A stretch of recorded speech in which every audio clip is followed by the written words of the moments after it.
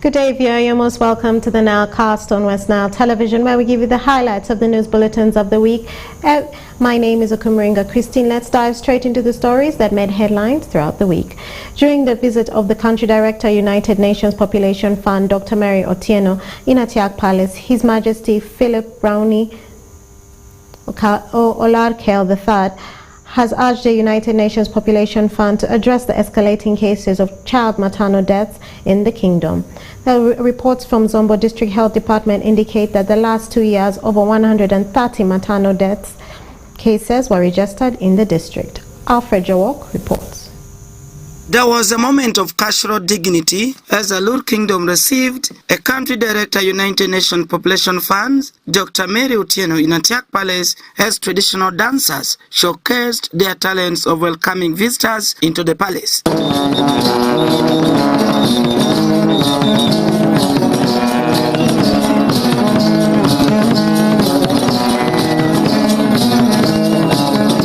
However, in a bid to mitigate child maternal death within the Lur Kingdom, His Majesty Philip Brownie Olarkel III has urged the United Nations Population Fund to address the escalating cases of the vice in the kingdom. This was observed on Wednesday this week at Kal Atiak during the meeting with the Country Director, United Nations Population Fund, Dr. Mary Otieno, to find some ways to help pregnant mothers who undergo maternal death. According to the King Olarkel Rauni III, as a kingdom, they have organized couples of activities to create awareness on teenage pregnancy and child marriage among the youths in the district. We're one of the areas that experienced a lot of young girls having to go through some of these negative things, early child pregnancies.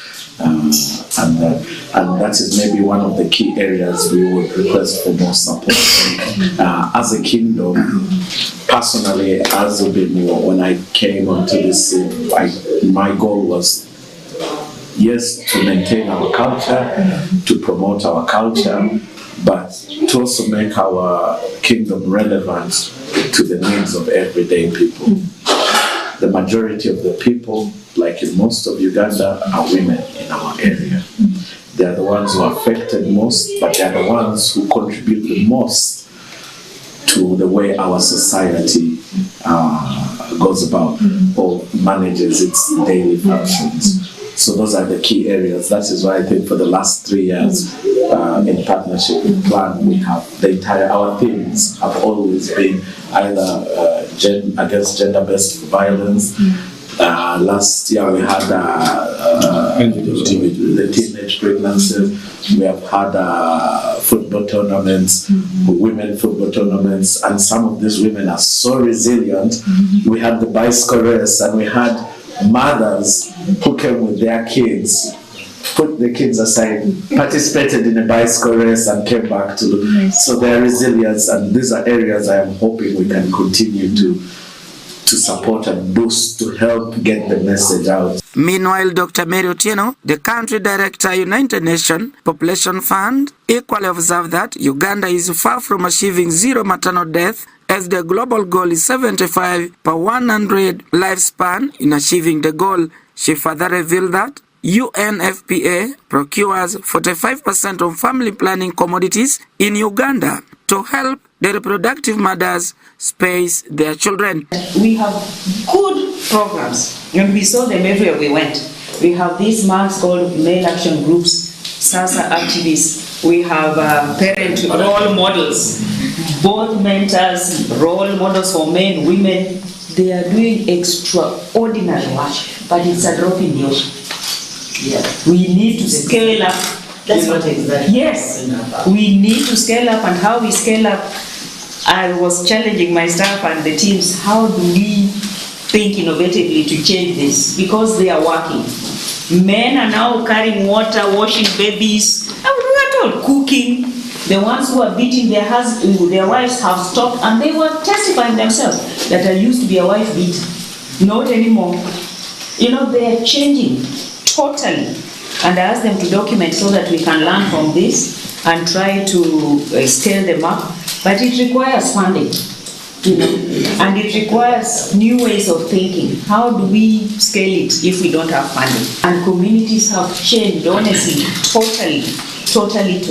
In the meantime, Edward Echo, Deputy Chief Administrative Officer, Zombo District, said there is a growing population in Zombo District accessing health facilities in Virus Health Unit, but urged United Nations Population Fund and UNICEF to extend their continued support to Zombo District Health Department. One of the things I did through the NGO Monitoring Committee, I realized that we need to bring all partners on board.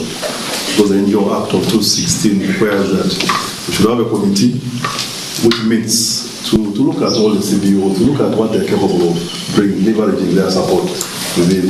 Government may not be able to provide. Yes, we have PDM, we have many other programs, we are rallying support, but when you look at the participation of these vulnerable groups, this program is also still wanting. The Prime Minister Lord Kingdom, Right Honorable Lawrence Oparangala, while presenting the Kingdom's progress reports, he lauded United Nations Population Fund representatives in Uganda for collaborating with the Lord Kingdom in fighting child maternal death and other activities in the Kingdom. On behalf of UN, on behalf of the Kingdom, in your capacity as the representative of the UN agency here for Population Fund, I want to welcome you because your agency has been supporting Plan International, which in turn supports our programs, which have been heavily enumerated to you by our king in the private. The Executive Director, Lord Kingdom Vincent Oshaya, said the Kingdom still uses analog ways of getting data, but appealed to United Nations Population Fund to facilitate the Kingdom for a modern way of disseminating information to the youth. Today I got more data from UNPA. How I wish you share those data with us. We are lacking data, and our response is based on what we see with the eyes. We're not working scientifically. And for many our interventions, some of them are done on the traditional ways of interventions. We can improve with scientific figures. The district has been very good. I think the last time we had an intervention in the district was a month ago, where the Kingdom official went to the district and they were very supportive to give us data on child pregnancies, marriage, even HIV/AIDS. We came back with lots of data, and we are implementing that in the next 4 months and ending in September. And I think as an institution, we are growing in implementation. So we're becoming a source of data, the raw data you want to get about our community. We're now beginning to have that data. The greatest impact that we're now trying to do is where we're using the youth to become the tool for advocacy.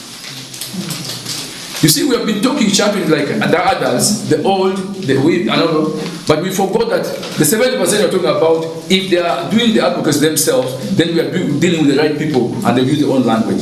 So the Kingdom opened up a very important channel for communicating through the Kaboi, the youth, the fireplace. Now, fireplace is very funny. You may think it's the usual fire, but the fireplace can be WhatsApp. If they meet in WhatsApp, that means their fireplace is called WhatsApp. If it's Facebook, it's Facebook. So the fireplace now changed into the modernity. It's not the traditional fire. It is where they meet is what we call our fireplace. And that is a big intervention that has helped us reach this far. Reports from Zombo District Health Department indicate that in the last 2 years, over 130 maternal death cases registered in the district. Alfred Jawok, WestNile Tv, Nilecast. And more in our stories. The teams from Adjumani District Local Government, together with the Office of the Resident District Commissioner Adjumani, handed over Iraji Bridge to the community of Pakele Sub-County Adjumani East Constituency, together with the Office of the Resident District Commissioner Adjumani District. Onzima Alan reports.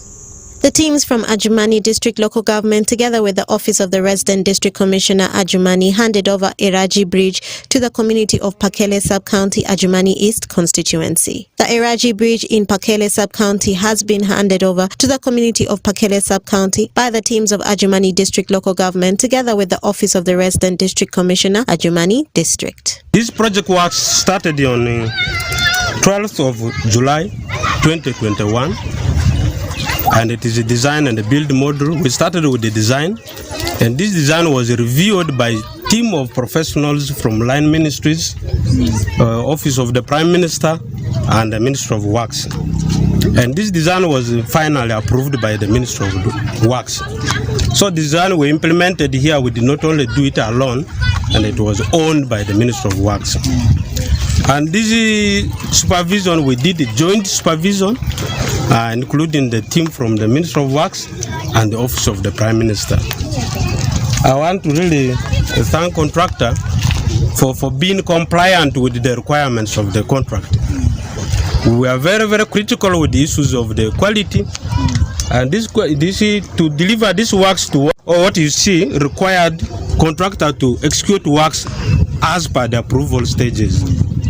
We had a very compliant contractor who could listen to all our instructions and approvals. All works done here were witnessed by a team of professionals and were approved before they were executed. And that means now we can comfortably guarantee the strength and the stability of this bridge, because a number of professionals were involved in this work. I want to thank God. First of all, I want to thank God that this is being received. I want to thank the team that we have worked with. They have been very supportive. I want to start with right from the engineering department and your staff. They have supported us. For us to reach this far, they have been very supportive. The sub-county authorities, the community. Whenever something is being taken away, they alert us. So that was a very good mechanism of helping us. We are not everywhere. So they have been supportive. When you meet challenges, you learn more. And learning never ends. We have learned more. We have learned from each other with my supervisors. And we are satisfied that if, as has been appreciated, we think what has been done will meet the design life. However, as this facility is being received today, I want to underscore issues for the attention of stakeholders, government and stakeholders. The issue of sand mining has been mentioned, but I need to amplify it. The soil formation in this area here will change the river course. This program of Dr. Deep is found nowhere in Uganda apart from districts that have accepted refugees to stay with them. And this is where they get this money. But because you have accepted to bring refugees to stay here, you are able to get this money for this bridge that is built. Not only people of Lewa, I want to thank Adjumani as a district. You have 19 settlements. Dr. Deep has reached all these places. Why? Because you have welcomed people to come and stay with you. Today, many people ask questions, what is government doing? But if I count for you the money that government has sent for Adjumani to build Adjumani, is a lot. We have this bridge, you have had 3 billion finished. We have finished the roads in these camps. In Nyumazi, in Pagirinya, in Maji. We have health centers that have been built, maternity wards. We have schools. I think there's even a school in NILE here which is being built. We have bridges. We have all this government is giving to you people of Adjumani because of one thing, because you support NRM. Asante sana kabisa, people of Adjumani. And more money is going to come. 2026, more money is going to come. Onzima Alan and Dokumiringa Christine for WestNile Television, Nilecast. And more in our stories. Residents of Arua City marched to the Mayor's Garden demonstrating for the Arua City Resident City Commissioner Akelo Alisakena to leave office. Among some of the allegations raised against the RCC include convening with corrupt officials, failing to work with their deputies, and unfair resource allocation in the city. Farish Majid reports. A group of youths in Central Division in Arua City today converged at the Mayor's Gardens to demonstrate against the resident City Commissioner Miss Alice Akelo over what they termed as incompetence and abuse of office. During the demonstration led by the Central Division Council Speaker Right Honorable Osugarashul and his Deputy Right Honorable Victor Lomori, the group demanded for the transfer of the resident city commissioner or Arua remain without a resident city commissioner. In the petition dated 3rd of August, the group accuses the resident city commissioner Alice Akilo for presiding over corruption through defending the corrupt officials in the city, unfair recruitment exercise in the city by the service commissioner, and they also accuse her of having a poor working relationship with her deputies and other city officials. We have raised issues of corruption in Central Division. We've even told her the law mandates her to engage IGG to come and investigate if there are audit queries. These are issues that have not been addressed.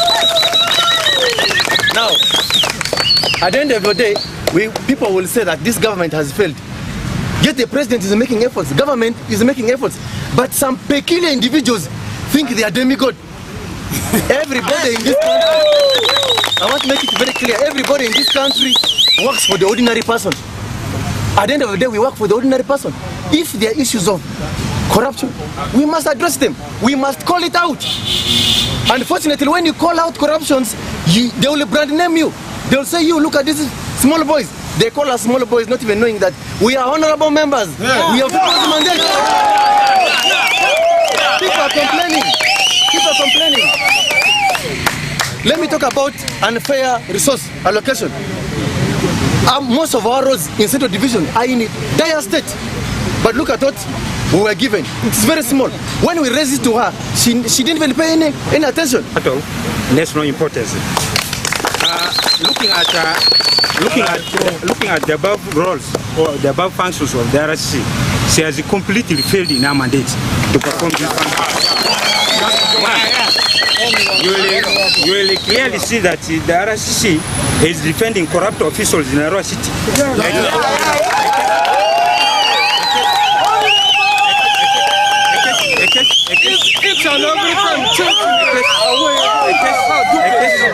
A case in point is the town agent of Bazaar, who is by the names of Adiru. Adiru was caught red-handed with the fake receipts, issuing fake receipts to people in Gaga Textile Market. After us bringing the issue to our attention, nothing has been done. So when we raised alarm of recent, now that we are writing a petition against her, was now when Adiru was arrested. I was told 2 days ago she has been putting up behind the bars. But we are saying, as people of Central Division, we are tired of this kind of... However, in her response, the resident city commissioner dismissed all the allegations levied against her in the petition as she denies condoning corruption. As she says, it's some politicians behind the move. That is trash. Because one, I am one person who will never condone corruption. I don't condone corruption in any way. But what I don't want is to be pushed to do something that somebody wants to do. That I have said no. I'm a principal lady with integrity. Nobody will intimidate me. Politicians want me to dance to their tune. I'm not ready to do that. I am the representative of the president. My roles are very clear.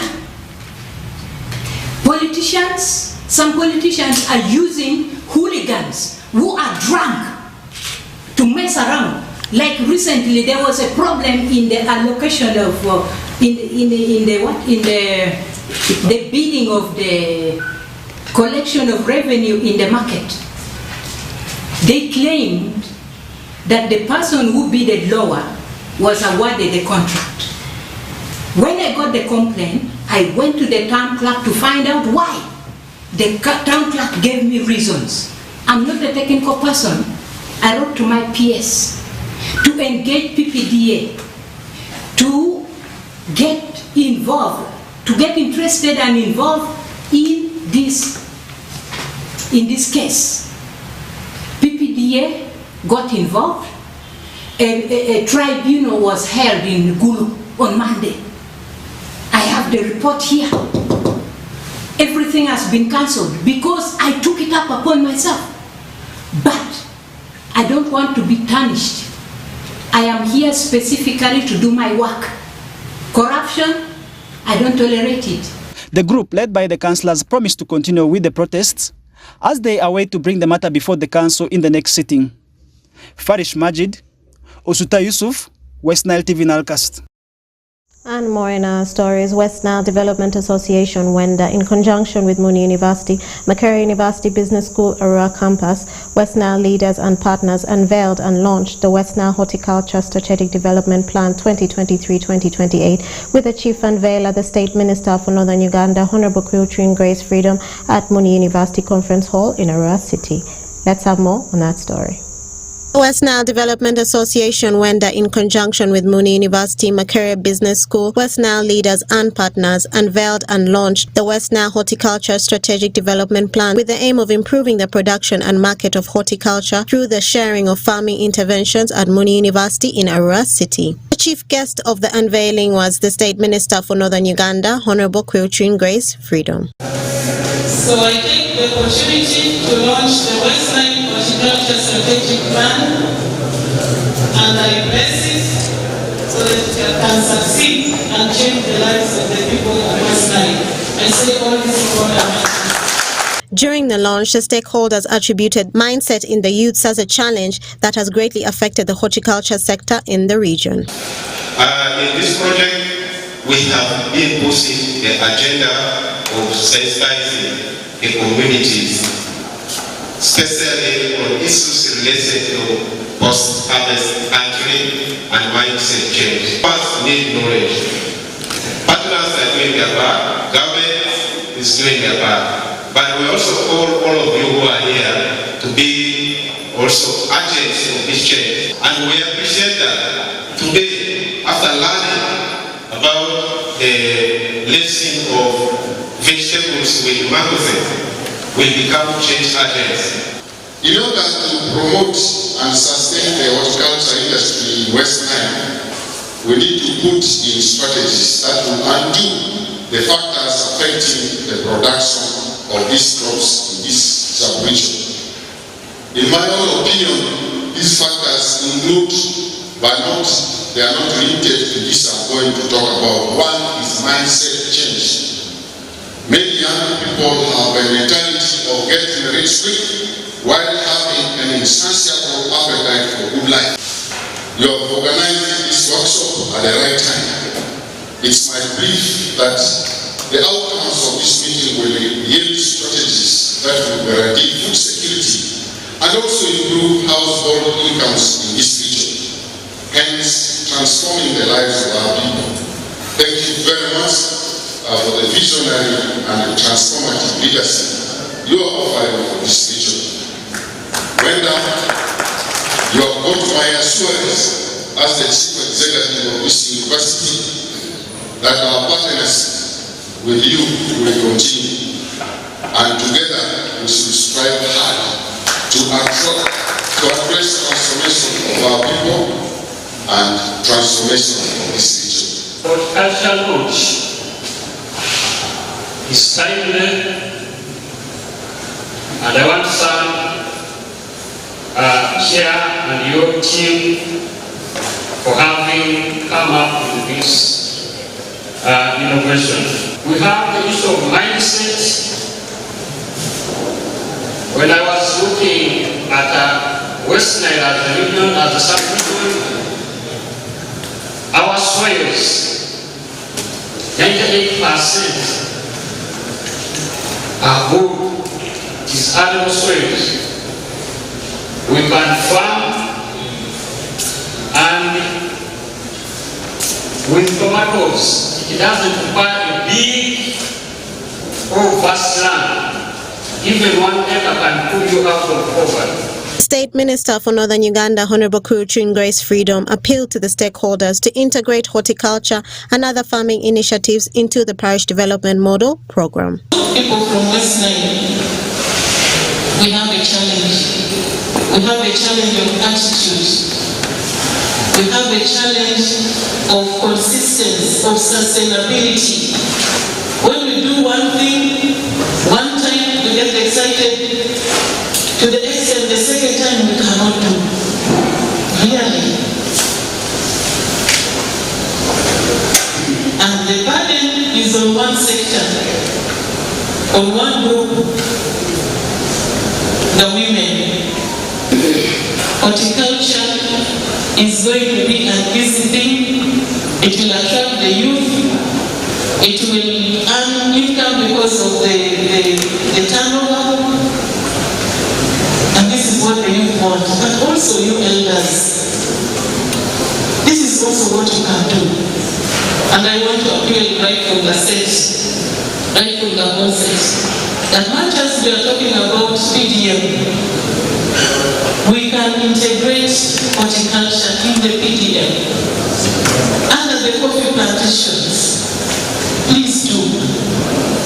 Doesn't take a lot of land.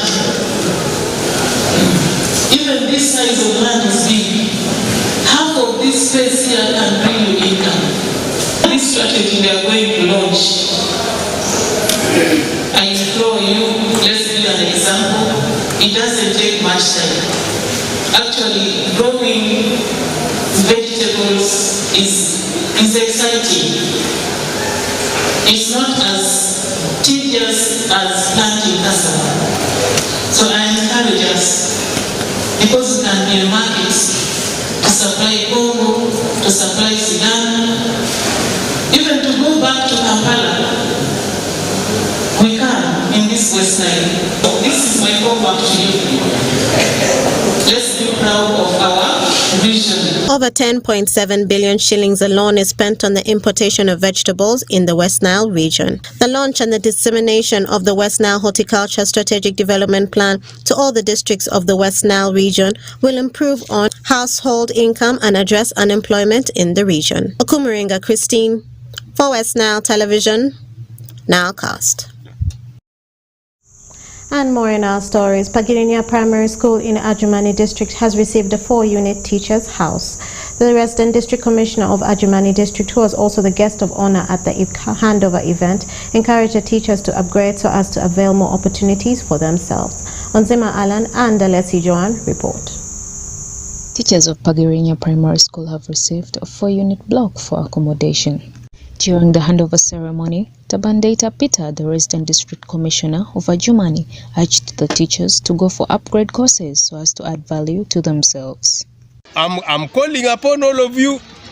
The standard the government wants is degree holders. So if you are not also trying to add on what you have, we'll push you out of this house and give it to somebody else. So when you are seated there, you also be thinking of adding weekend program, online program. Please add something to what you have. This is my advice to you, because for us we have too many of them. We don't know where to put them. The head teacher of the school, Tabo Richard, thanked the local leaders for the project and assured them of proper maintenance. Thank you for bringing this project to us. We are longing for more staff rooms to accommodate us here so that we deliver our services as expected of us. Now that this house is completed and today you are giving it to us, we are going to take good care of it and use it as expected.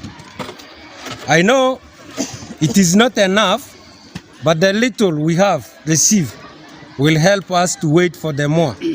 Richie Charles, the district local councillor for Pakele Town Council and the chair for Refugee Affairs, thanked the contractor for the good work and advised that the gaps left behind be filled for full completion of the building.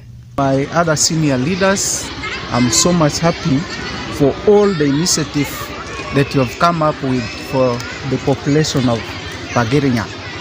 I would not love to say a number of things, but I want to thank the contractor for the good work he has done. However, the gaps that we have identified, we feel should be worked on with immediate effect. The Adjumani District Education Officer, Robert Dima, asked the teachers to use the structure to ease management of the large pupil population. Because of the population, that's one thing why we chose this place, so that the teachers are here to be able to manage the big population at all times. We also had to choose Pagirinya because, this last financial year, government added the 7 settlement schools to their government schools. So Pagrinya is also one of them. And these constructions for the teachers' house went to 4 of such schools. We had only one school that was ours in the host, but the other 4 went to these new schools that were coded. Reporting for WestNile Television, Alessi Joan and Onjima Alan.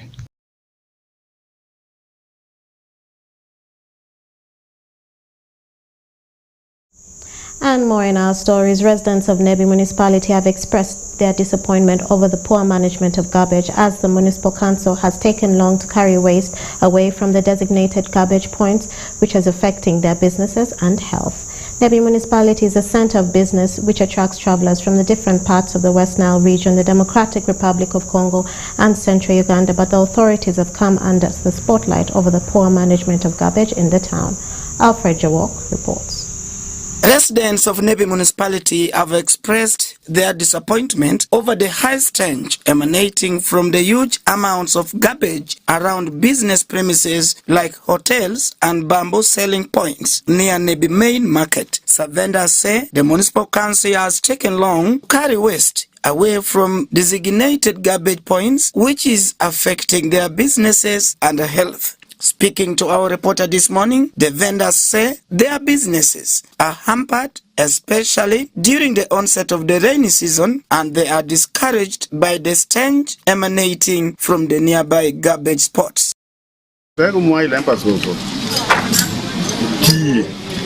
One kakai wa cholo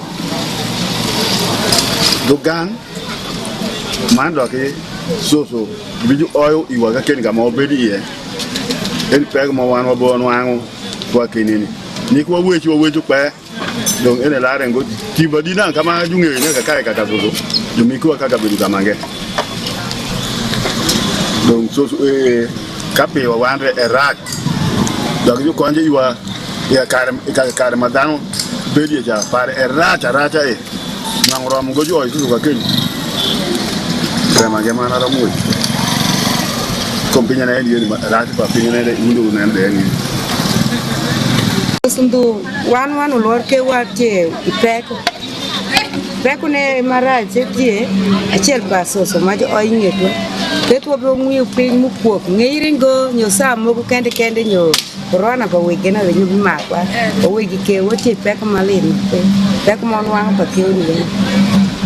In response, Geoffrey Ngiriker, Mayor Nebi municipality, confirmed that they are trying to maintain garbage amidst challenges of logistics. He added that there is a challenge of the only vehicle which broke down 2 weeks ago, and it has caused delays to collect garbage within the municipality. Garbage management is not an easy thing.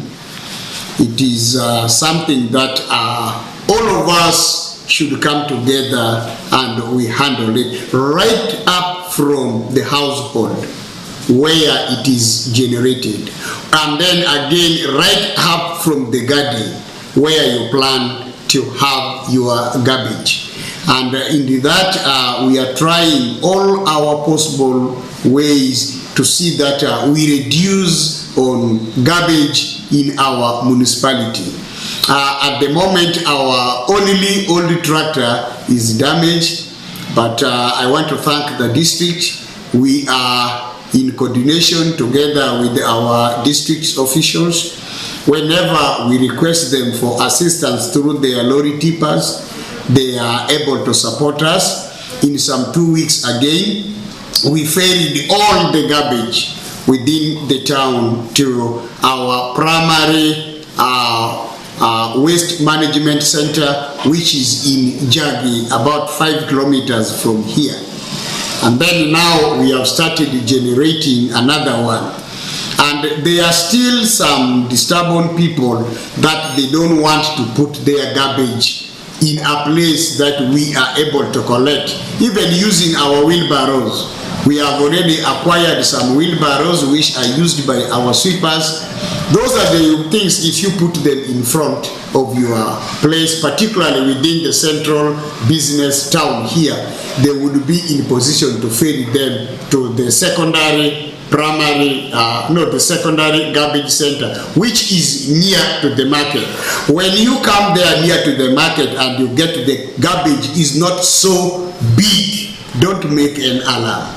That one, we can't be ferrying this garbage to Jagi, which is 5 kilometers, when it is half a ton, or when it cannot fill our vehicle. We normally wait until when it is in some number, and then it is transported to there when we see that it cannot cause any harm to the community. Ngiriker advises the hotel owners and other residents to reduce littering in the town, as this puts people at risk. He pointed out areas like the Mail Market and Nebi Pakwach Highway, among others, where traders dump garbage in undesignated areas. Nebi Municipality is the center of businesses which attracts travelers from different parts of West Nile region, DR Congo, and central Uganda. But the authorities have come under the spotlight over mismanagement of garbage in the municipality.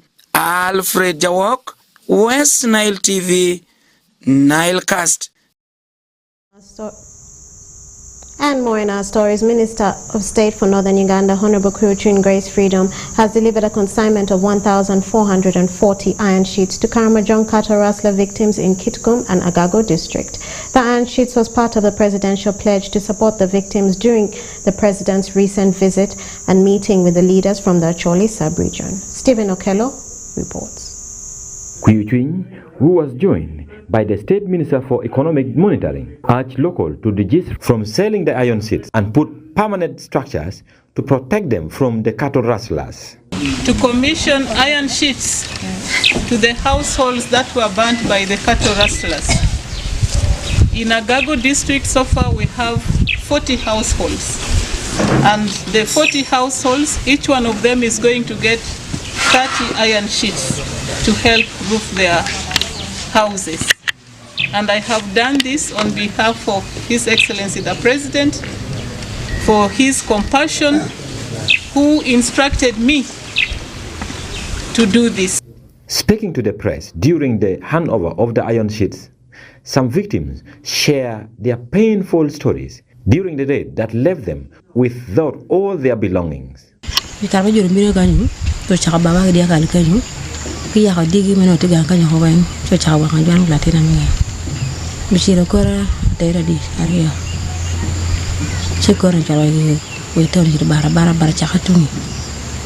Elizabeth Akelo, whose son was gunned down by the suspected Karamojong rustlers before burning down her huts with all her belongings, says the iron sheets is a sign of goodwill that government has shown to the victims.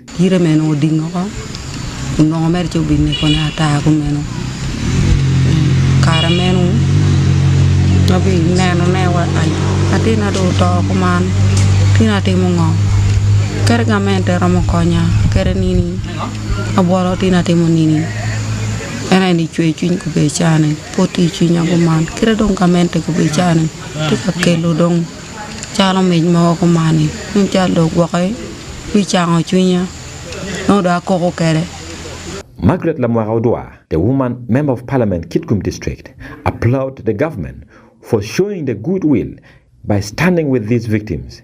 She also urges the president to consider fulfilling the remaining pledges.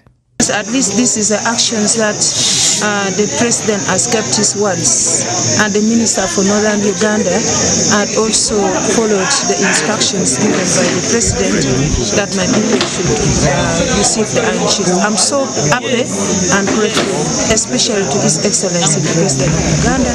James Nabinson Kidega, the RDC Agago district, says since the presidential directive in June, the rate of cattle rustling attack has gone down, and the locals have started slowly settling back to their homes. 2 months now, there's no animal that have gone to Kotido. There's no any animal taken by Kejong, apart from few goats that we are fighting. And also we have found out that amongst us, we also have the Kejong bee, which are our own children. So we are dealing with this one. It is good that no killing, and I promise the people of Agago and the people of Uganda and Acholi that this thing will, it is going to end immediately. During his meeting with the leaders from Acholi sub-region in June at Baralege, President Yoweri Kaguta Museveni has directed UPDF to enhance deployment of UPDF personnel along the affected areas and ordered for the recruitment of local youth from the affected area into the UPDF. Stephen Okedo for WestNile Television, Nilecast. And more in our stories, the Arua Central Division Member of Parliament, Honorable Jackson Atimali Buti, has criticized the chairperson Arua City Road Committee together with the city engineer and town clerk for unfair allocation of money for road maintenance for the Arua Central Division roads under the Uganda Road Fund. Dennis Oringi reports. The allocation of funds for road maintenance under Uganda Road Fund has become a subject of controversy in the newly created West Nile regional city of Arua, with the two divisions of Aivu and Central. Arua Central Division Member of Parliament Jackson Lee Atima Buti has expressed his disappointment over the road fund allocation for Arua City's road maintenance. The discontent stems from what he believes to be unfair distribution of funds between the two divisions in the city. The office of town clerk and the engineer decided with the chairman of the road committee to allocate unfairly the monies that we received. The 3 quarters of the financial year which closed, by that time we received 500 million. And then there was the last quarter which ended in June. We received the extra 300 million, but making the total of 800 million. But the allocation of this 500 million was not fairly done, which I protested in our meeting. Atima questioned how Aivu East constituency, which is not an administrative unit, has been factored in as one of the beneficiaries of the road fund.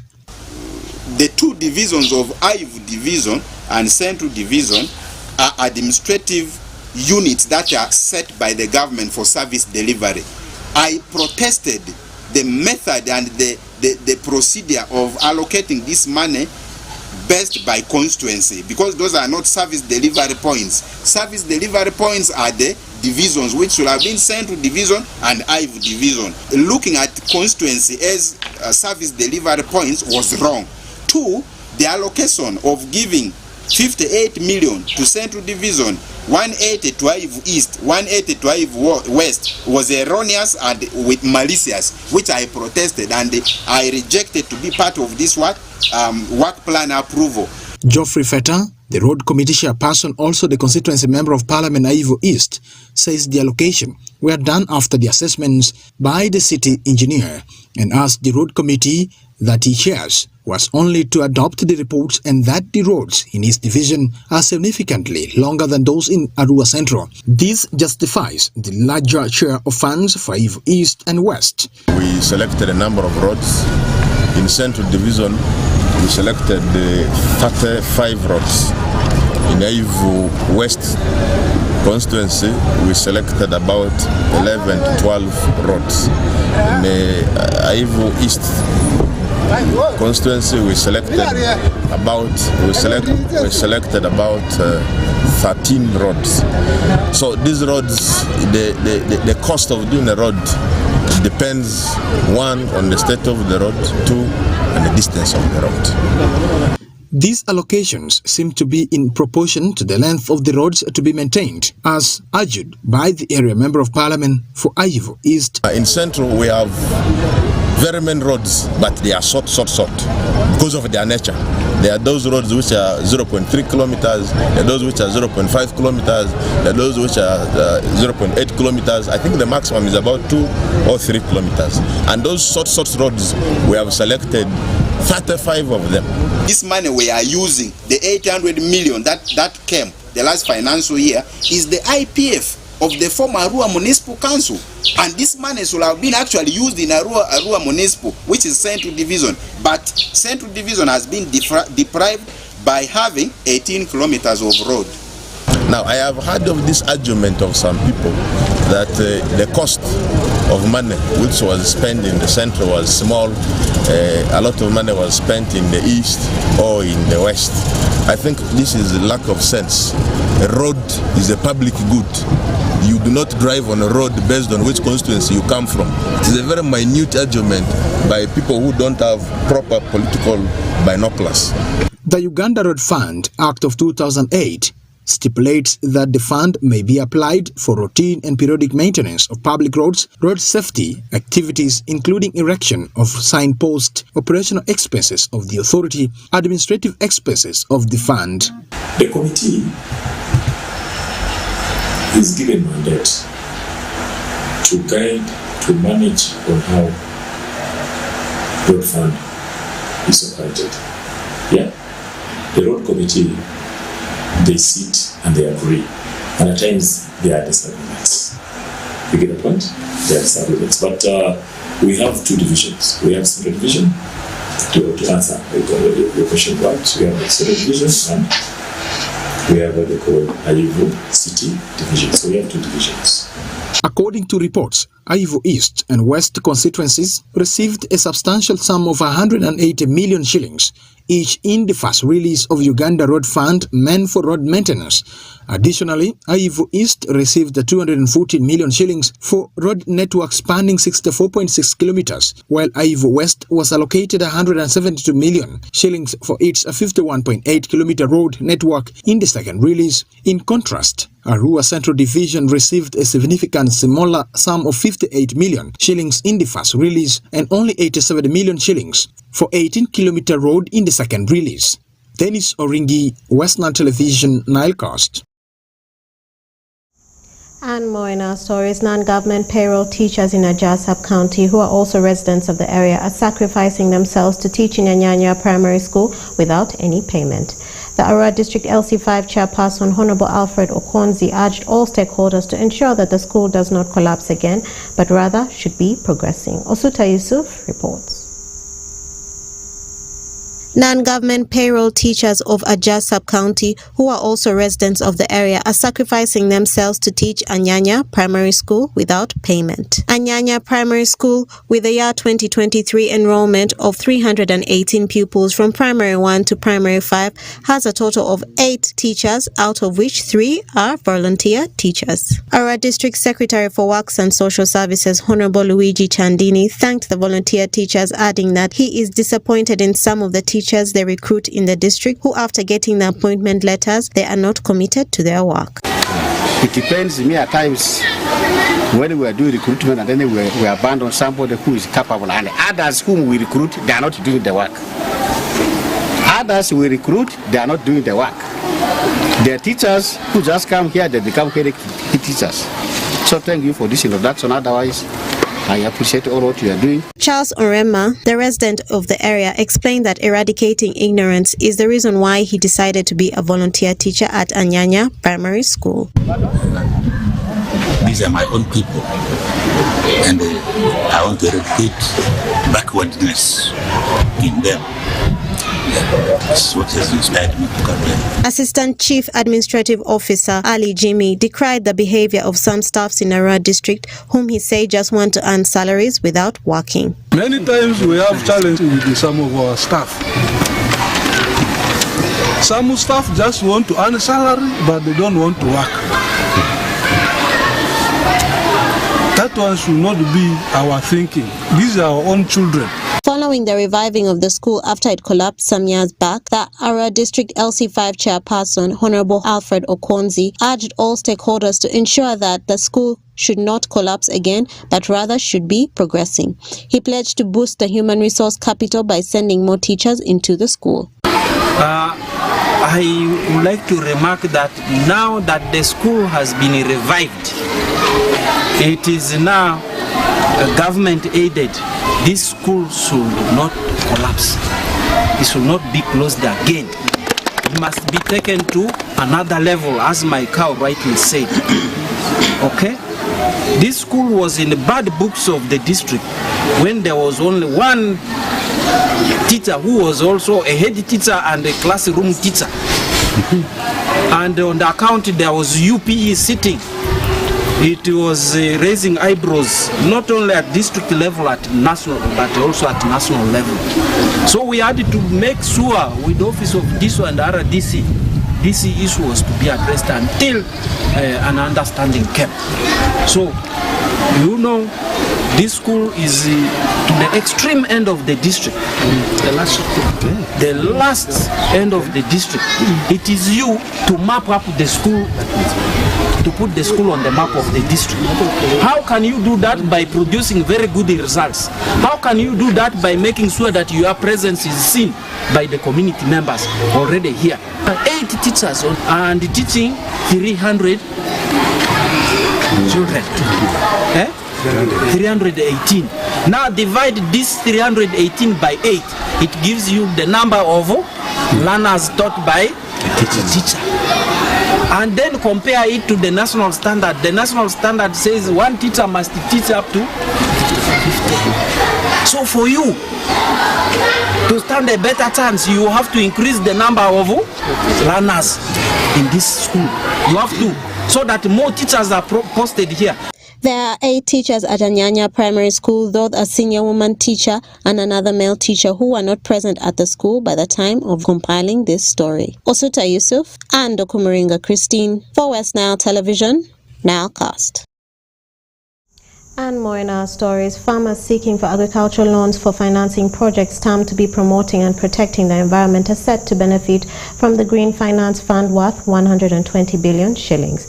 This revelation was made during the training of staffs of financial institutions about the kind of investments that qualify for the loans, since the funds were accessed through their institutions. Farish Majid reports.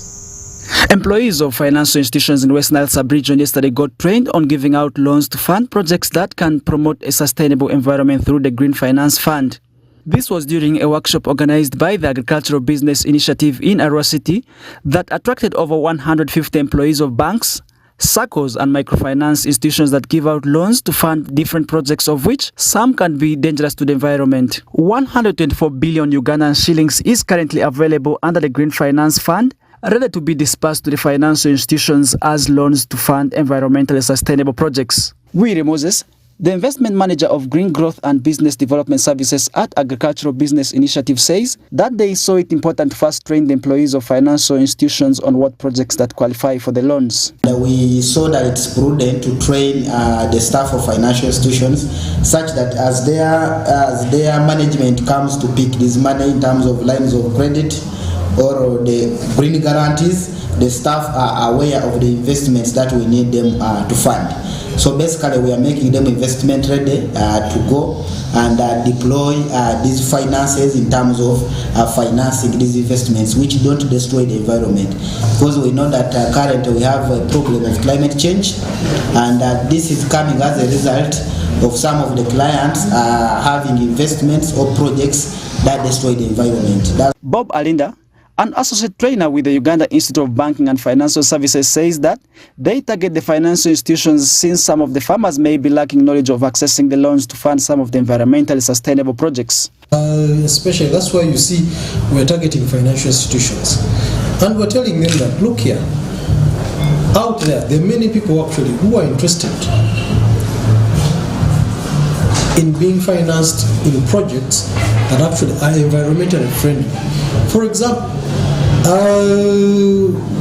look at many people in Arua, when they harvest maize, they are sun drying it on the ground. Yet if you come to a financial institution, they could actually finance you to get a solar dryer. And the solar dryer helps you dry this maize in half the time, moreover in a clean and friendly manner. So you find that the maize is going to be dried in a solar dryer, no stones, it dries quickly. We've been looking at challenges of aflatoxins right now in terms of storage and all that. So all these are going to be addressed. Meanwhile, some of the representatives from the financial institutions shared the experiences of the training. The training has been so good for me but I think it is going to be best for my clients, given the fact that Post Bank has already a name in agriculture financing. We already have accreditations because of financing agriculture and its value chain. FBI having brought forward green financing to our knowledge, it is something that has already been in existence. We have been doing it, but we had not done it exactly how it is being trained to us today. In line with this training, the benefit we are getting, we are going to widen our market. We are going to create awareness of existing product that our partner ABI is creating for us. And we know once we scale down this product, as we said, it employs masses. Agribusiness is the backbone. We have been doing it not at a high standard, but we know we are going to improve. Financial institutions can play a great role in averting some of the climate change concerns, for instance, through giving loans to fund projects that can preserve and protect the environment only. Farish Majid, WestNile TV Nalcast.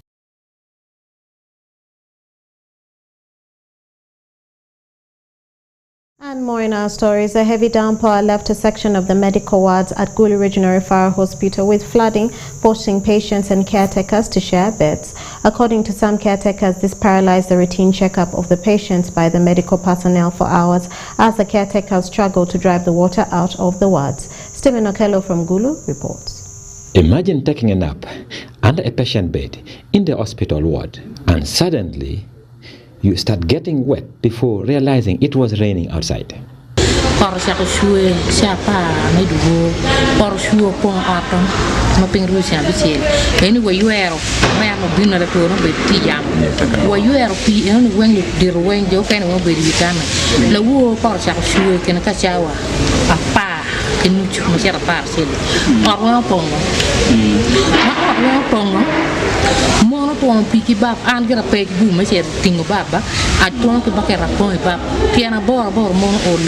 Christina Raj, a caretaker at Gulu Regional Referral Hospital, explained how this with the flooded medicine ward.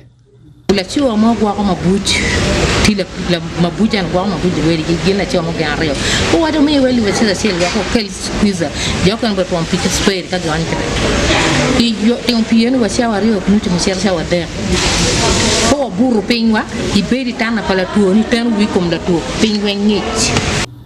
story of the flooded hospital ward at Gulu Regional Referral Hospital went viral on social media after one of the caretakers took a shot and shared, something which generated a lot of debates on social media. I would say maybe there was substantial work, or the work was not fully well finished, because if there was good plan for the water flow, then this would have not happened. Florence Lalam, woman councillor Gulu City, says the political wing in Gulu City do not have representation in the administration of the hospital. According to Lalam, the hospital administration is currently operating in the expense of the community. And this is very, very bad in a situation where people are sick and they are supposed to have a conducive environment for treatment and for recovery. It is also unfortunate at the same time, Gulu Regional Referral Hospital does not have a representative at the council. Council does not have a representative that has been sent to Gulu Regional Referral Hospital, because they have their rules and regulations which stipulates that local government is not part of is not supposed to be part of their board. However, when contacted, Walter Onagyu, the principal hospital administrators, Gulu Regional Referral Hospital, says the flood was due to poor drainage system, which failed to safely drive water from the new OPD ward, leaving water to enter into the medical ward. The drainage system is where the biggest challenge is. It is narrow, and then with the new construction of the female ward, the maternity ward, a lot of water flows downwards. The maternity ward is a flat, which carries a very big mass of water, and there is a slanting approach. The medical ward is in a slope. So that has in a way impacted negatively in the sense of flooding. Walter says the hospital has taken immediate actions to rectify the problems. We're trying to widen and also raise a block to ensure the water does not access the ward again. But it is something that worries the whole hospital management, because it can lead to electrocution, it can lead to the trauma, the embarrassment. We are working on it. We request to be given some little time, and the team can finish that part of the drainage system.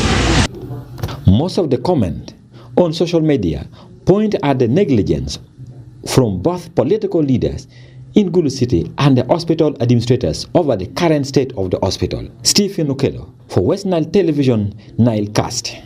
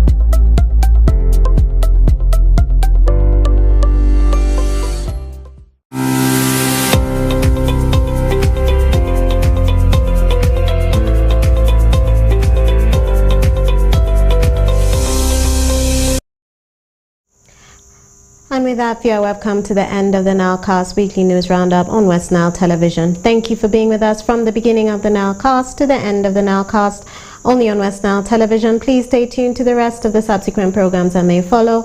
My name is Okumringa Christine. Have a good day.